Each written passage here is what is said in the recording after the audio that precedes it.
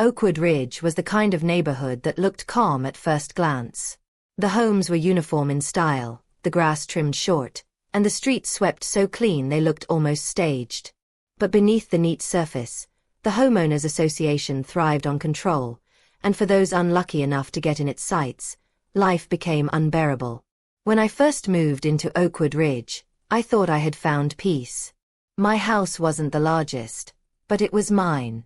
The front porch looked out over a quiet cul-de-sac, and I imagined years of stability. For a while, things went well. But in communities run by overzealous HOAs, peace is often short-lived. The first letter arrived innocently enough, a fine for leaving my trash bin visible for too long. I brushed it off, assuming it was an overreaction. The second notice came days later, citing my lawn for inconsistent coloring. The third accused me of storing unauthorized equipment in my driveway, which was nothing more than a toolbox I had been using to fix my fence. The fines multiplied, each one more ridiculous than the last. $50, $100, $200. Each notice carried a threat of escalation if unpaid. I appealed, wrote letters, begged for reason, but the HOA board dismissed everything. To them, I was just another homeowner to keep in line, another pocket to drain. Neighbors whispered about the board. Stories of others who had been targeted surfaced. A retired couple forced to repaint their house 3 times. A young family fined thousands for a swing set deemed unsightly. The pattern was clear. The HOA thrived on intimidation, and they expected me to fold. But I didn't. I refused to pay. I refused to bend. And that's when they escalated. The HOA moved from petty fines to outright harassment. Each week brought new letters, thick with legal jargon, designed to intimidate. They accused me of damaging community aesthetics, of violating noise ordinances when I mowed at noon, even of endangering property values by planting flowers they hadn't approved. The absurdity would have been laughable if the consequences weren't so real. Every unpaid fine added to the total, and every letter carried the same dark warning. Refusal to comply could lead to legal action.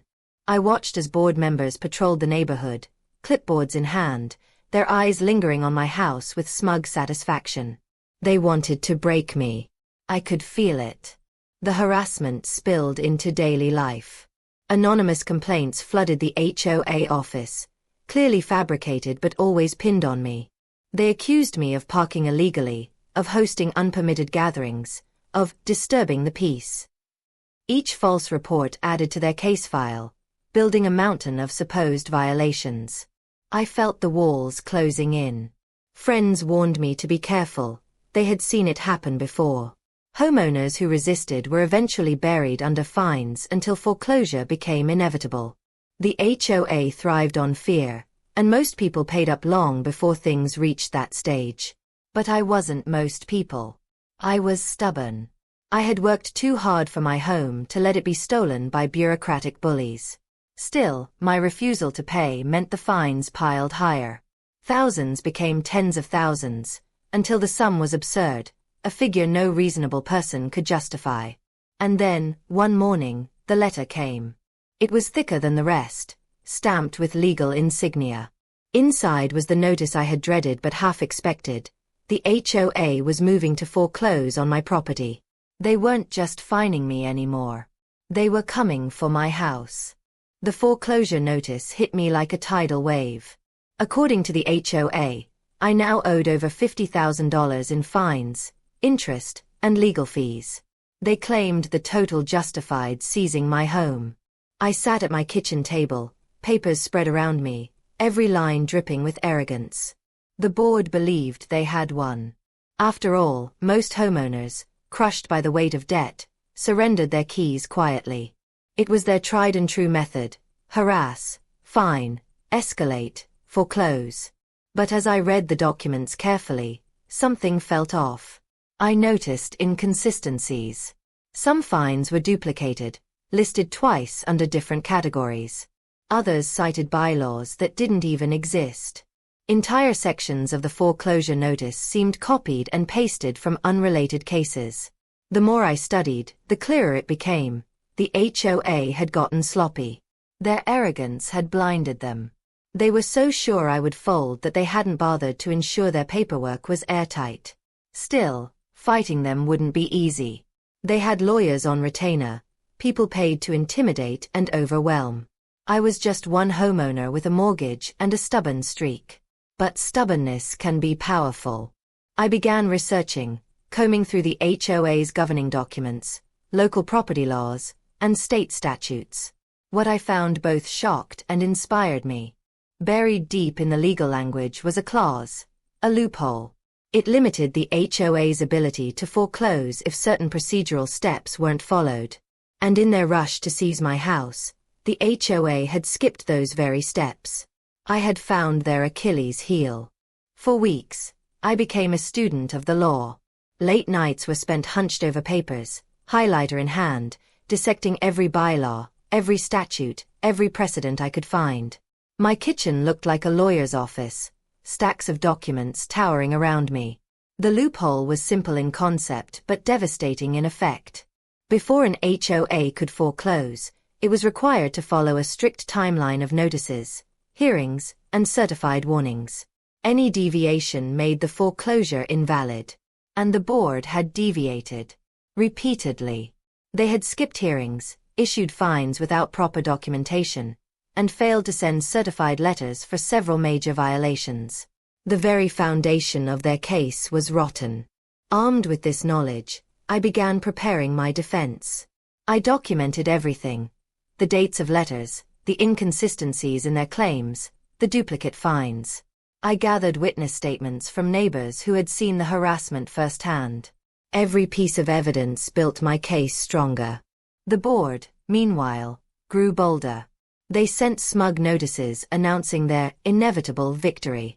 They hinted that my home would soon be on the market, as if already planning to profit from the theft. But what they didn't realize was that their arrogance was feeding my determination. By the time the hearing date arrived, I wasn't afraid anymore. I was ready. The hearing took place in a small, crowded courtroom. The HOA's lawyers arrived with thick binders, confident smirks on their faces. To them, this was routine. Another homeowner about to be crushed. But when it was my turn to speak, I laid everything bare. I walked the judge through the timeline, pointing out every skipped procedure, every duplicated fine, every false claim. I showed the missing certified letters, the bylaws ignored, the rules broken not by me, but by the board itself. The courtroom shifted. The smugness faded from the HOA's lawyers as they realized the strength of my case. Their binders, once symbols of authority, suddenly looked flimsy. The judge listened, then leaned heavily on the documents. The decision was clear. The foreclosure was invalid. The HOA had overstepped, broken its own rules, and attempted to seize property without proper cause. Their case collapsed in an instant. But it didn't end there. My evidence exposed not just incompetence, but corruption. Duplicate fines, fabricated violations, intimidation tactics, all laid bare in the official record. The HOA had tried to steal my house. Instead, they had exposed themselves. The fallout was swift and brutal. Word of the failed foreclosure spread quickly through Oakwood Ridge. Neighbors who had once lived in fear of the board now saw its weakness. My victory gave them courage. Others came forward with their own stories, their own evidence of corruption and abuse. Complaints poured in, investigations followed, and one by one, board members resigned under pressure. The HOA, once feared, was now fractured. Its reputation lay in ruins, its authority crumbling. For me, the victory was more than personal. I had kept my home, yes, but I had also proven that the HOA was not invincible. Their power relied on fear, and once that fear was gone, they had nothing left. Life in Oakwood Ridge slowly returned to normal. Lawns grew imperfect, holiday decorations returned, and children played without worry of violations. The neighborhood breathed again. And as for me, I no longer saw my house as just property. It was a symbol of resilience, of defiance, of outsmarting those who thought themselves untouchable. The HOA had tried to steal my house. But instead, they lost their crown. And I walked away not just a homeowner, but the one who brought the empire down.